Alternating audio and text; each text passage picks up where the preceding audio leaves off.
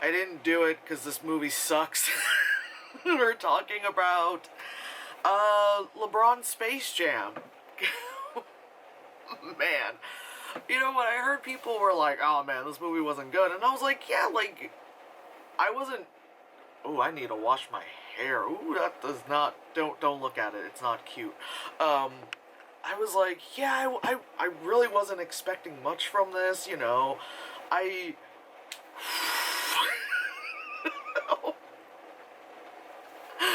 I thought this was gonna be, you know, like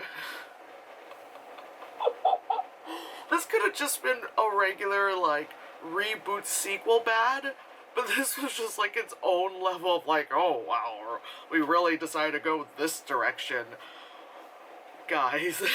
Because I was like, oh, a lot of people were like, yeah, this sucked, da da da, and I was like, all right, you know, just didn't think it'd be this. Anyway, I wrote notes, so that's how you know it was bad.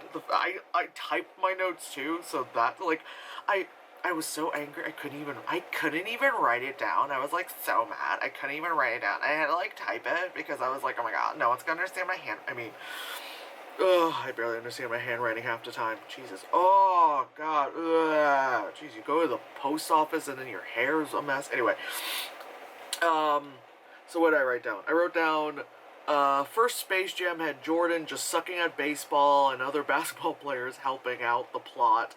This one has LeBron as a motivational poster about basketball. That is true, because it's like, the first movie, it's like, Jordan had, like, switched over to baseball, and people were just like, I remember, like, well, I definitely remember seeing, I loved Space Jam as a child. I saw this, like, no, not on my birthday, because I think this came out during the summer, but it was like almost my 10th birthday. So, anyway. But yeah, that was like, you know, when the catcher was like, he's gonna throw that ball, and then, you know, Jordan's like, what? And he's like, thanks, you know. And it was just kind of like, this was like during the time where people are like, Jordan's washed, and da da da, who cares a fuck about him? I'm like, okay, sure, honey. Um, you know, and then it's like, oh my god, ugh. But then, like, with this one, like, LeBron is still, like, you know, he's still up there. He's still freaking, like, he hasn't, you know, fake retired or anything, you know, like that kind of shit. So, this one was just, like, it starts off with, like, you know, LeBron is at his, like, huge fucking home, of course, and he's got two kids. I don't know about LeBron's, like, family and stuff. I just know, like, we're very close in age, and he's definitely making a lot more money than I am. But, so, LeBron's got two kids, a younger one, older one, like, they're all into basketball, because that's just what the family is, basketball. And the older one, like, he's the silly one, da da da, and the younger one is, like, the nerd. And these kids are acting, and then LeBron is like, I'm reading a script. And you know what? Like, I wasn't expecting great acting caliber, you know, from someone, you know, from him. You know, like, Jordan wasn't, like, didn't do great acting either in his. But my god, like, the stuff that they wrote for LeBron was very, like, you gotta do it. You gotta go out there and you gotta make it happen. It's like, why do you have him saying that? Like, Jesus Christ, like, people, like, seriously, people already look up to LeBron. That man, you know, is like, he's great. You know, he opened up the school, and he's very, you know, like, he's not just, like, he's not an idiot, you know? Like, he knows what he's doing. You don't need to make him, like, seem so profound or something with, like, this whole, like, you gotta go out there and you gotta do it. If you don't practice, you're never gonna make... It's like, I don't need LeBron to tell me that. You know that you know he's, you know, like, you know he's good at it. It's like, I don't need The Rock to tell me to go out there and get the job done. I can see you've got the job done, sir. You know, like, anyway, what did I say? Of course, one of the kids, of course, one of the kids is a nerd and wants to go to E3. I love the, you know, because this is done by Warner Brothers, of course, because it's Looney Tunes. But I love how this entire movie was like, we are not shy from just name dropping everything, you know. So yeah, doing E3 shit. There's what's like a video game camp or something. Does E3 have a video game? I don't know. Anyway, kid's a streamer, got a sweet setup, but his dad is LeBron, of course. His shit would be good. I mean, yeah, he's got like 3 monitors.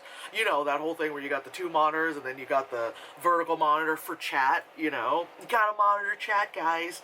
Someone's gonna call you a slur, definitely. Don Cheadle is inside the servers of Warner Brothers Studios. And his character is Al G. Rhythm. And when that happened, I was like... I paused, I got up, I spun around in that little minor open space I have in this tiny room. I spun around, went, and then I sat back down, and I unpaused it. My name is Al G. Rhythm. Fuck you, movie. So Don Cheadle is the algorithm? Like, what is this movie? Okay. Let's see. They're not shy in making Warner Brothers look Disney evil, which is funny because it's like, you are talking about yourself. Why are you trying to make yourself seem evil? And then also, why do you want yourself to be Disney evil? You know? It's one thing where, like, in Shrek, they made fun of Disney because they're not the... It's like if Disney just said, yes, we are that evil, aren't we? And it's like, it just doesn't... It's not funny. It's just kind of like you said the quiet part loud. Like, that's what you did. As my computer fan is like, don't say it, they're tracking you. What did I say? LeBron's acting is what you expect it to be. I mean, it's just, you know, reading words off a script, that's what it is. Again, Jesus fucking Christ, they're not shy in showing us all their IPs. Yeah, because they're like, Harry Potter world, Game of Thrones, you know, like, that kind of shit. I love that they kept mentioning Game of Thrones, because this is a family movie. It's like, yes, the kids all know about Game of Thrones. You know, what happens in Game of Thrones. You know, like, the thing a lot of people talk the most about Game of Thrones are like, oh, titties, and, like, you know, oh my god. And because, of course, they own all the IPs, like, they played all the respected music for it. So they were playing the freaking Harry Potter theme, they were playing the freaking Game of Thrones theme, you know, they played shit from Casablanca. Like, they were just like, what do we got here? You know, like, what do we got going on here? LeBron's screams are hilarious. Oh my god, yes. Because his screams are so, like, acting, you know?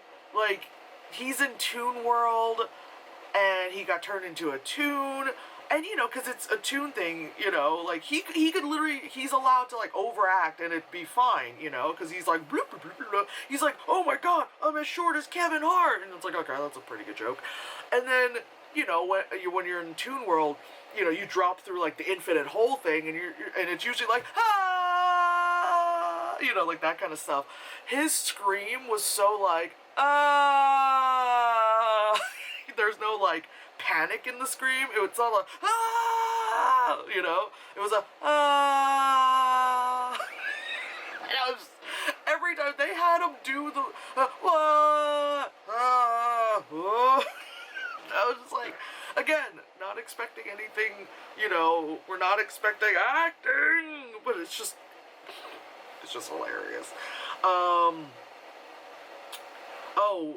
Bugs turns into Big Chungus. I was like, I had to pause and I was like, did they just meme themselves? And they did. And someone on Letterboxd said that they saw this movie in theaters. Bless your heart for doing that.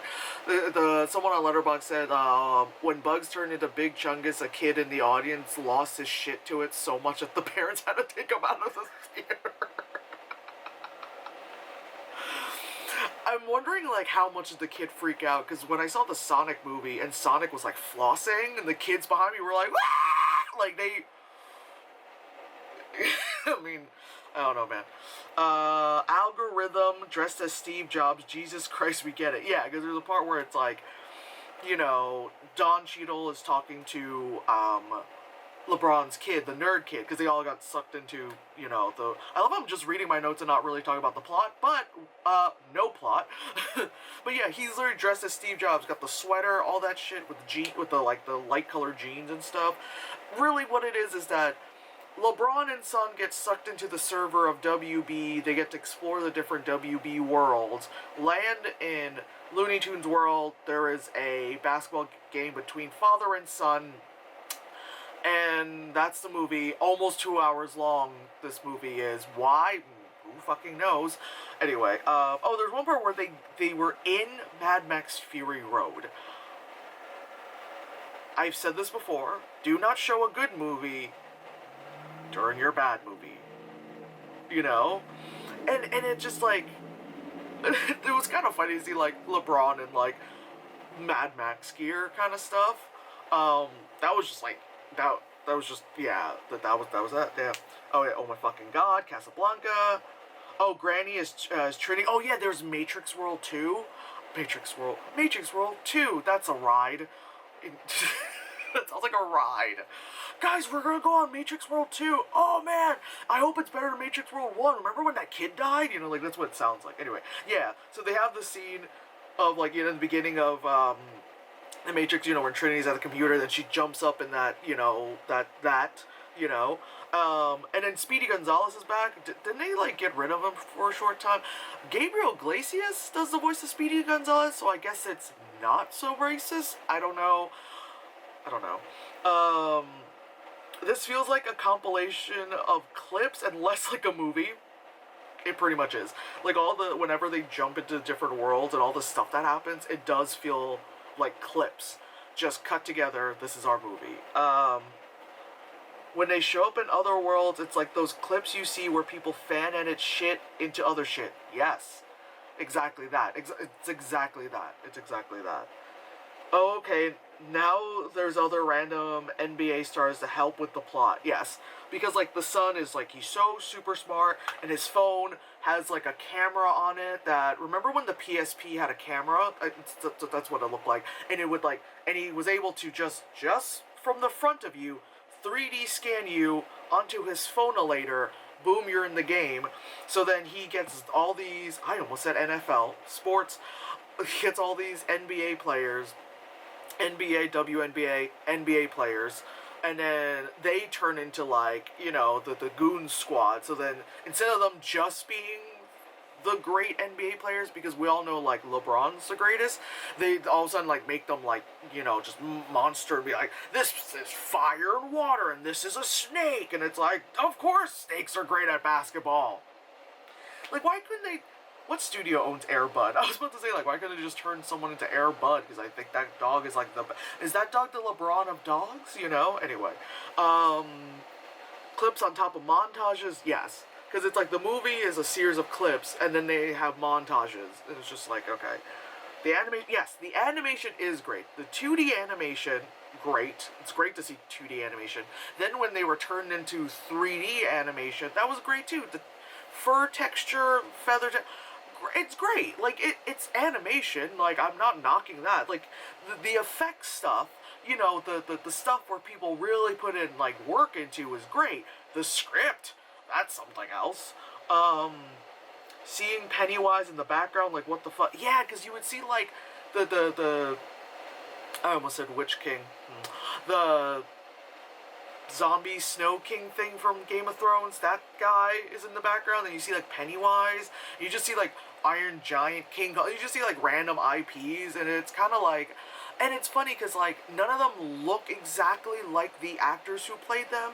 It all looks like cosplayers, where it's like, oh, that guy looks like, almost fooled me, guys, I thought that was that, yeah, it's like that one guy who lives in the tri-state area, who looks like John Bernthal, and he dresses as John Bernthal's character, like, of Shane from The Walking Dead. I don't know why he doesn't do the Punisher. That'd be anyway.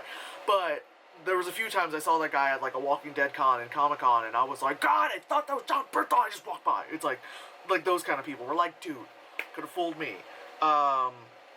This script feels like it was written by autofill on your phone, and then I took the liberty of doing that on my phone. Because it really feels like you just took the autofill on your phone and you're like, I'm writing a script, Space Jam, you know? My phone said the other one was like the other one of my favorite songs in a row that I was gonna gonna do is show the kids and the other kids, and they were just a random girl that had to go back and get to hang with me for dead husband stories like that. I, a very poor man who has never seen a woman like me, who has no one, has been on the phone for years now. Like, I feel like that makes more sense than what the fuck was happening in front of me. Oh, then I wrote down, what is the lesson to this movie? Listen to your weird son, or he will overpower you in the sport you make your money off of. Because it's like Don Cheadle, Mr. Algorithm, is like giving the son attention, but then at the same time using his intelligence against him. And this kid, again, he's a smart kid. He's not dumb. When he realizes that, he's like, I'm not okay with this. But yeah. Oh, Alex and the boys from A Clockwork Orange are in the background because, you know, kids love A Clockwork Orange, you know, because there's like that rape scene in there. Definitely, that's a kids movie. Oh, the one time I let a genuine laugh in this movie was when Sylvester the cat was like, "Guy, I found Michael Jordan!" And it was Michael B. Jordan. Like, that got me laughing. Like, that had me cracking up. He showed up and I was like, did they actually get Jordan? And then I was like, it's Michael Basketball Jordan. I wrote down, why is this almost 2 hours long? Father and son reconcile over who fucking cares. And then I ended with no Bill Murray to help. Yeah, Bill Murray wasn't there to help him. That would have been great. And I feel like, you know, the answer would have been like, oh, kids these days don't know who Bill Murray is. He's an old man. It's like, yeah, me, when I was a kid, I think technically I wouldn't have known who Bill Murray was, but also, like, Ghostbusters is a thing, so I knew who Bill Murray was, is, and, or am, or her. That would have been great. Or, jokingly, it would have been funny if that Dan Aykroyd show up, you know, just saying. But yeah, that was the LeBron Space Jam. Again, I didn't expect it to be good. I didn't expect it, like, I thought at least it would be like, you know, like with Coming to America, it's like, hey, it's definitely having like the sequel thing, but you can tell everyone's having fun. You can tell it's silly, you know. You know what I mean? It's like, fine, it's like, the plot is just so we can have a sequel, but it was whatever, you know what I mean? It's like, fine, you know, that kind of thing. That's great to see everyone together kind of stuff. This one was like,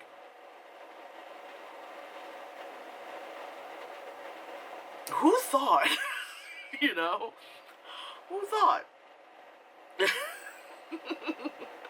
I just have Deez Zamero in my head. Who thought? You thought! Uzbekistan! Like, anyway, that's, yeah, I just, who thought? Like, and I was reading that, like, they were thinking of, before this, they were gonna do, like, there was gonna be one with, the race car driver, Jeff Gordon. It was gonna be, like, Race Jam. First of all, that name, Race Jam. They were gonna do one with, like, Tony Hawk, like, it's called Skate Jam. Was that gonna be like a jam universe? You know, open up the jam universe. You know, gross. Yeah, that's that. Yeah, this is really bad. And I, like, before watching this movie the other day, I watched a really shitty horror movie called The Midnight Man. It has to do with, like, oh, if you blow out the candle and count to 10 and then relight, you're okay. But if it doesn't, you have to relight it. If not, the Midnight Man is gonna show you your greatest fear. And I'm like, oh god, my greatest fear is naked Chris Evans. You know, the fuck. Like, I watched that and I was like, oh, I wasn't expecting much from this. This is ass. And I watched Space Jam, LeBron Space Jam, and I was like, this is... I think what's more upsetting with this movie is that a lot of money got put into this. You ever just, like, see wasted money in front of you and you're like, you know there's a homeless crisis out there, right? Y'all Y'all could have worked on that, you know, instead of making this movie. Anyway, I watched LeBron Space Jam. I really wish I didn't. But I did. Okay.